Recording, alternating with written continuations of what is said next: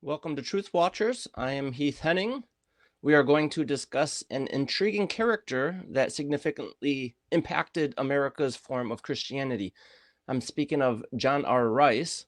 We will not delve deep into John Rice as a biographical evaluation tonight, but rather examine two different recent biographies published on him, both from his grandsons, two brothers. Again, I want to stress that this episode is not specifically about John Rice, but about his two grandsons who wrote biographies about him. I believe there is some interesting thoughts to glean from these two men. The earlier biography was written by Andrew Himes, the older of the two brothers, published in 2011 under the title, right here, Sword of the Lord, The Roots of Fundamentalism in an American Family. The second biography was written by the younger brother, right here, John Himes. Where are we getting this in the video? This was published a decade later in 2021 by the title John Rice, the Last Revivalist of the 20th Century.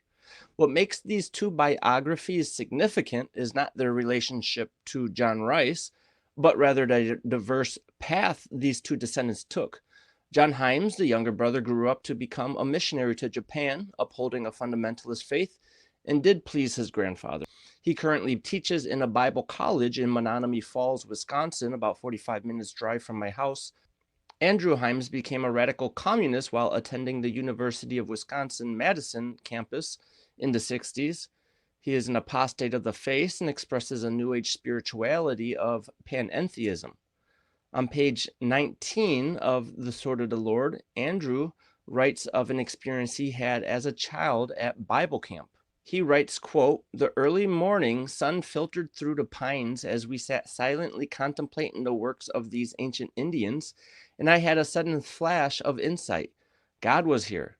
God came here many times, and the Indians spoke with God just like Abraham did. The landscape was sacred to the Cherokee who lived here, just as it was for me. God was in the rocks and trees, in the hills and meadows. For the Cherokees, just as for me, the presence of God was all around us on the crest of the hill." Unquote. And that is from Andrew Himes, The Sword of the Lord, page 19. So from a young age, he viewed the God of the Bible the same as the God of the Cherokee Indian tribe. And this God was interpreted by him to be in all of creation, that is panentheism.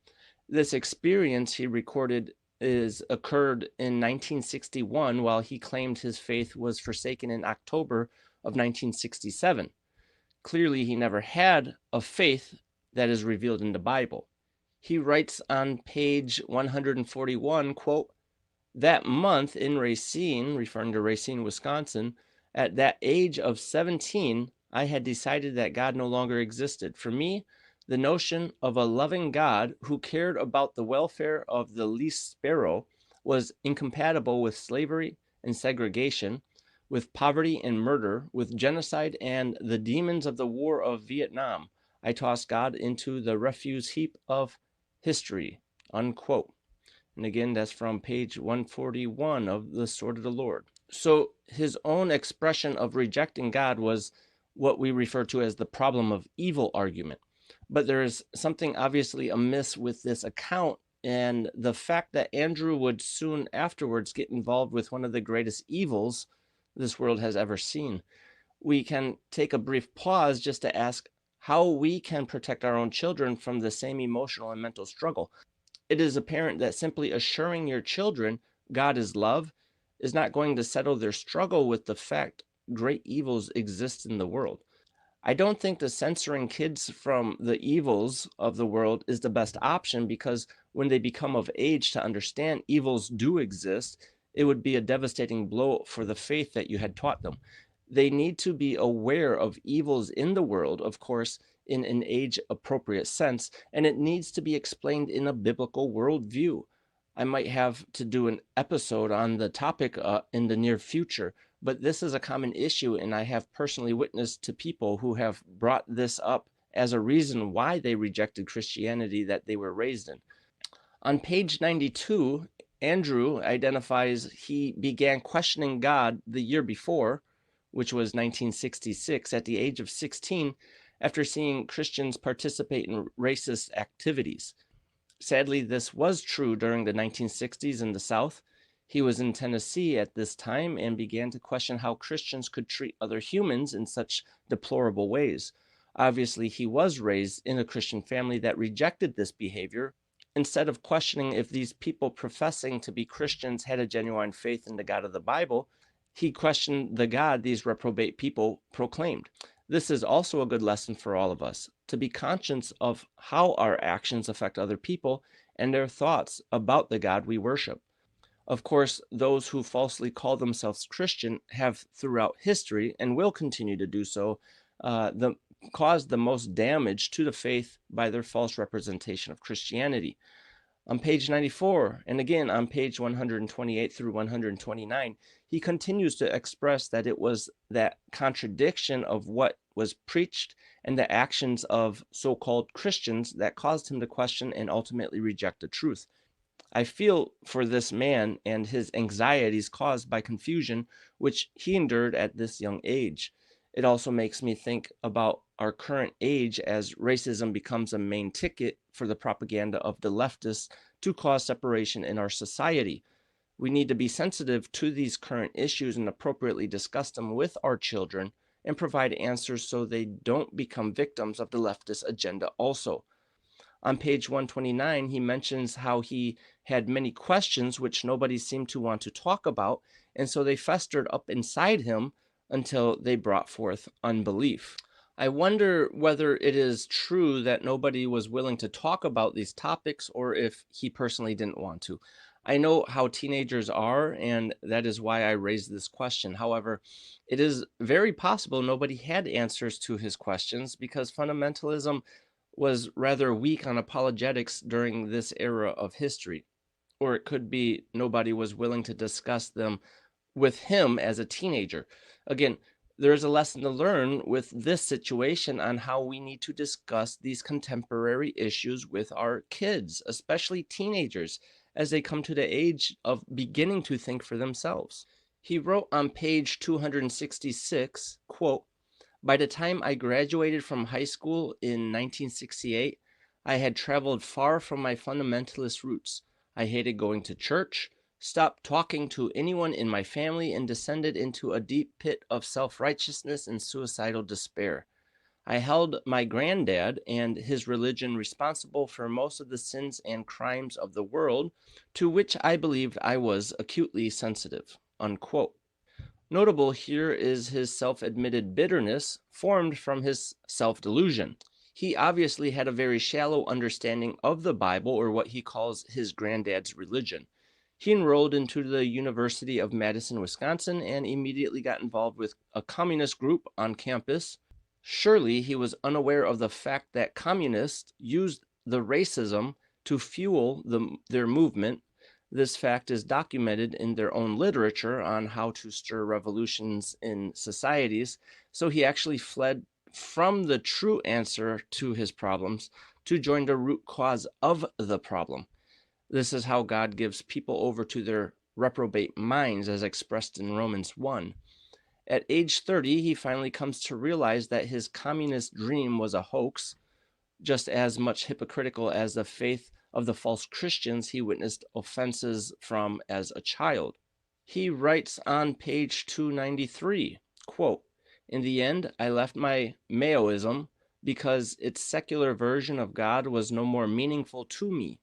My Marxist scriptures were fairly successful at explaining world history in the 19th century and before, but they had failed to predict or explain the disaster of the 20th century and had been used to justify a series of horrific crimes against humanity, from Stalin's careful planned starvation of millions of Russian peasants to the killing fields of Cambodia. Finally, I was beginning to recognize that I had traded in one form of fundamentalism for another, equally rigid, dogmatic, and wrong-headed." Unquote. Andrew Himes also makes a number of expressions about how evolution impacted his reasons to reject the Bible. I personally find it incredibly illogical that some apologists attempt to use theistic evolution to defend the Bible when such arguments will never convince any logical thinking person to accept the Bible. On page 118 through 121, he discusses evolution and includes some ignorant remarks about Bishop James Ussher's chronology. I would extremely encourage people to actually read Ussher's work so they can avoid such ignorant claims based on false assumptions.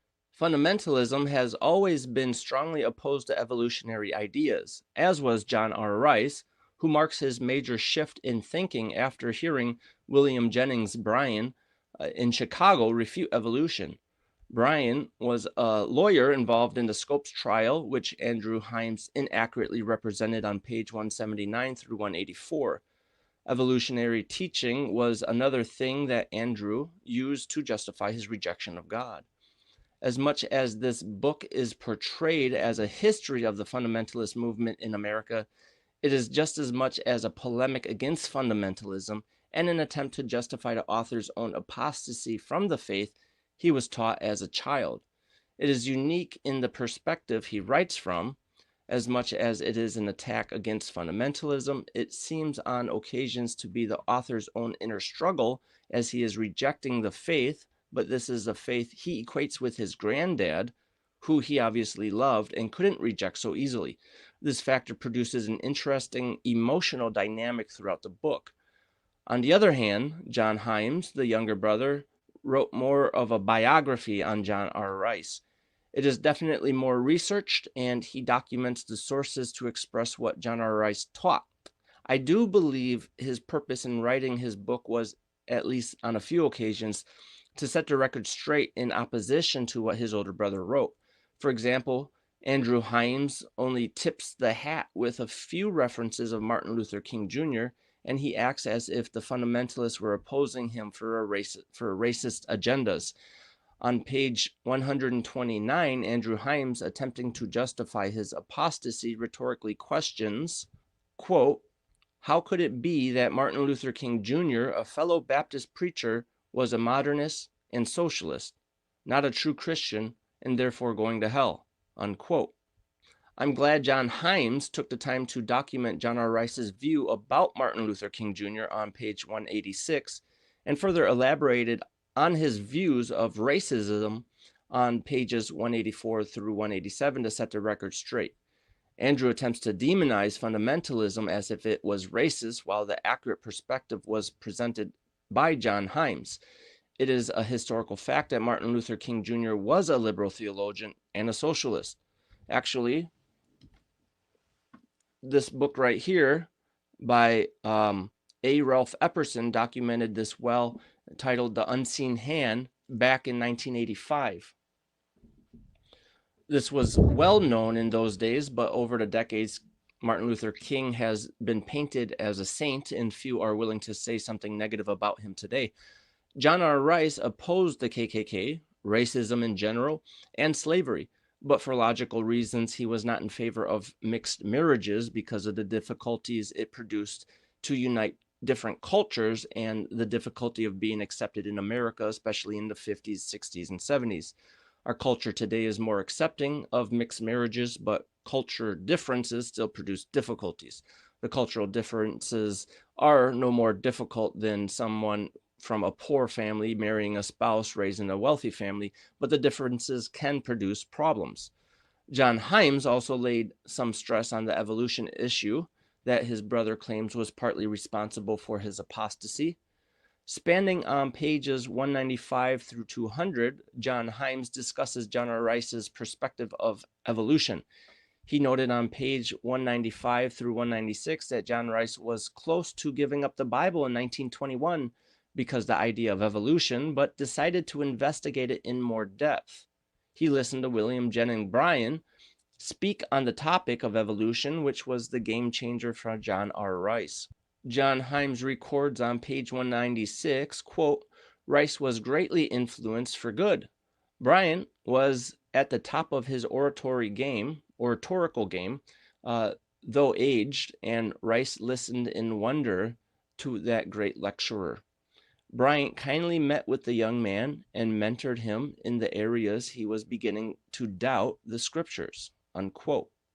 A quick note about William Jennings Bryan. I have his memoirs here. And it is interesting that from a young age, he was trained as an orator. He worked as a successful lawyer and politician for the Democrat Party. Obviously, the Democrats were not as wicked and evil as they are today back in the 1900s. But in his later days, he was burdened to use his oratory skills to promote his Christian faith. He came to realize that the evils of the world would not be changed by politicians, but by the population coming to know Christ as their Lord and Savior.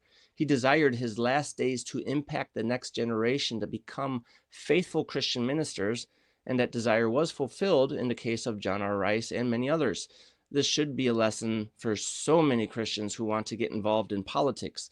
A successful life in politics is a wasted life of a Christian and became a major regret in Bryan's old age. I think there is another point that fundamentalists need to learn here. When the early fundamentalist movement arose, it was a bastion of the best in academia and apologetics. If you ever heard of the fundamentalists, which I have here,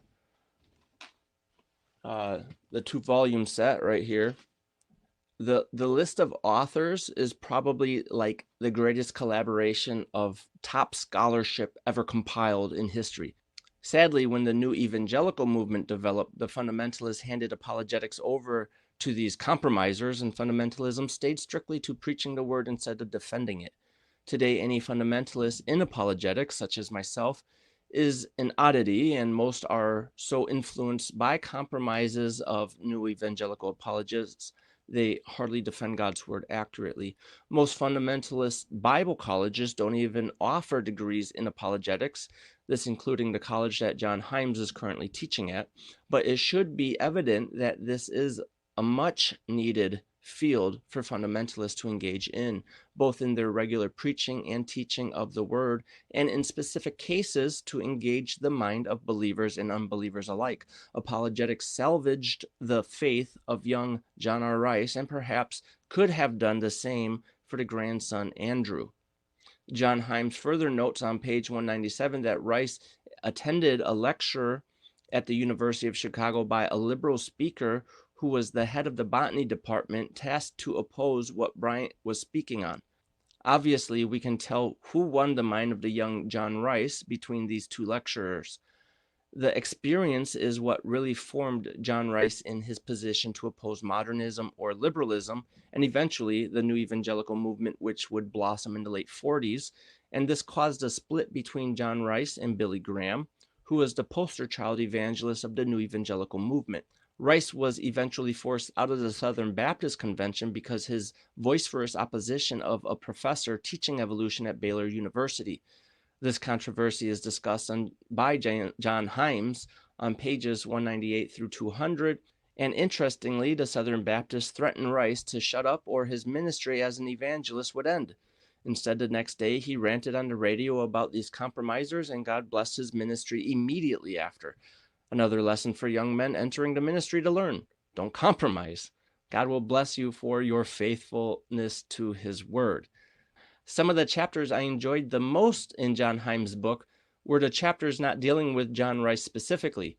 Chapter 8 was fascinating, discussing Pastor Wayne Van Geldren's church in Florida in the late 40s. Rice preached some revivals at this church, and his church became the fastest growing Southern Baptist church in Florida. The story shows how debased the Southern Baptist Convention was due to their inclusion and participation with liberalism in the convention. When Van Geldren approached his church about voting to leave the convention, the liberals attempted everything they could to stop the church from leaving, including inviting the young pastor to quote-unquote talk with them in a hotel room where they had planted a prostitute and a cameraman to catch him and produce a scandal. He was wise enough to bring a fellow deacon with him, so this diabolical plan never came to fruition. Other chapters include discussions about the schisms between Rice and Billy Graham, John Rice and Jack Hyles, as well as John Rice's schism with Bob Jones. Actually, John Himes was at Bob Jones University when this schism between his granddad and Bob Jones blew up. His freshman year in the university found him somewhat of a celebrity figure as John Rice's grandson. The next year, he became targeted due to the schism. John Himes had many opportunities to find offenses in the actions of other Christians. However, unlike his older brother, he remained true to the faith and became a missionary to Japan. This provides another lesson. All the liberal and new evangelical authors I have read, and this would include Andrew Himes' book, have always made derogatory remarks about fundamentalism with sweeping generalizations. Fundamentalism as a movement is hardly united, had many factions, and should not be grouped together with such sweeping allegations. One person, self-described as a fundamentalist, does not represent the whole movement. One person's teaching something is not a representation of the whole. The individuals need to be assessed on their own merit or for what they taught personally without assuming their position represents the whole movement. The multitudes of schisms John Rice was involved with in his lifetime is proof of this. Andrew Himes rejected Christianity with this fallacious logic, and it is all too common to see others make foolish comments along the same irrational conclusions. I wish John Himes had included some portion to explain why he stayed in the faith he was raised with, unlike his older brother. John Himes makes only a few comments to directly oppose what his brother wrote a decade earlier, such as a footnote on page 12, which he elaborates later to prove his brother wrong on the specific issue discussed. A few other footnotes reference the pre-published edition of Andrew Himes' book, which citations don't have the accurate page number of the published book, and on page 189 through 190, he mentions Andrew as a self-proclaimed black sheep of the family who protested the Vietnam War and had a rap sheet of arrest due to such protesting. He uses that to springboard a discussion of John Rice's view of the war. I would find it interesting to discuss what was different between these two brothers who were raised in the same house but came to two very different positions in life. I think this kind of information would be relevant to every Christian parent who is concerned for the children's faith and future. I also found interesting in John Himes' approach to discuss his granddad's doctrinal views. Sadly, these discussions were not as elaborate as I would have liked them to be, but he is writing a biography, not Rice's theological position. Maybe in the future he could do a second volume more about Rice's theology in more depth. I would like that. He also includes portions written by others who shared their testimonies of experiences with John Rice, including Rick Flanders, who wrote the foreword of the book, and Roger Bottrell, among others. I just named these two because I have had both of them in my house for meals and conversations. Both had shared their memories with John Rice with me privately in our discussions. I wanted to throw that in simply to encourage people to have guest speakers to their house as often as possible, especially the elderly ones, which are a dying breed. I remembered the wife of my former pastor telling me stories about her father, Harold Barker, who wrote this book, Secure Forever. Harold Barker, having his daughter was the wife of my former pastor, and she would tell me stories of having John Rice or Lance Latham and others from that generation over for dinner, and how as a young girl she was fascinated with the theological conversations taking place between these men of God and her father, at the dinner table. It was her stories that made me make the decision to have visiting preachers and missionaries in my house as often as possible for my children's sake. So this wasn't intended to be a book review per se, as I wanted to delve into the authors who were brothers but took two different courses in life. In short, if you're looking for a biography on John R. Rice, definitely check out John Himes' book. This one here. All right. As a biography, it was much better, and Andrew Himes seems to have had an alternative agenda for writing his book. If you're doing research that necessitates thoroughness, obviously both would be needed to read for a different perspective they provide. Both books provide interesting insights on the early development of fundamentalism in America, which is worth reading about. If you are studying the topic of why people leave the faith they grew up in, obviously Andrew Himes would be the choice between these two books. However, I always question the sincerity of the excuses people use when they try to justify why they reject truth. However, it is worth listening to their words to attempt to understand why. There has to be a seed planted somewhere that grows into apostasy. According to Andrew Himes, it was evolution and the problem of evil. I have a hard time accepting these since John Himes grew up in the same environment and apparently had no problem with these issues. This is Heath Henning. Thank you for tuning into Truth Watchers podcast. Remember to hit the subscribe button and share it with a friend for more fascinating facts. Check us out at truthwatchers.com because sound apologetics and exegesis of scriptures is important for all of God's children, as it is indicated in 3 John verse 4. I have no greater joy than to hear that my children walk in truth.